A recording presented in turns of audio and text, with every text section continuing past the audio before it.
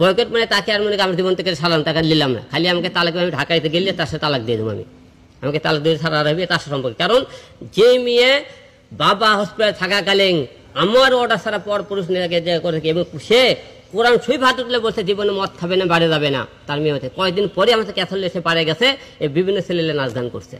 আপনি ভিডিওগুলো দেখবেন, সে মনে করেন যে মেয়ে স্বামীর কথা না শুনে সে মনে করেন বারে যায়, নাচ গান করে, ভিডিও ক্যাসেল হলে সে অন্য পরপুরুষ করে লেগে, যে অন্য পরপুরুষের সাথে গান করে তে তার সাথে এমন অনুমতি নিয়ে গান করতে হয়।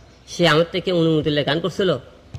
কোনো কিন্তু অনুমতি নিয়ে গান করেনি। 100% তালাক দেবো। কারণ যে মেয়ে মনে করেন আমার বিনা হুকুমে পরপুরুষ নিয়ে চলাফেরা করে তার সাথে সম্পর্ক করা যাবে না।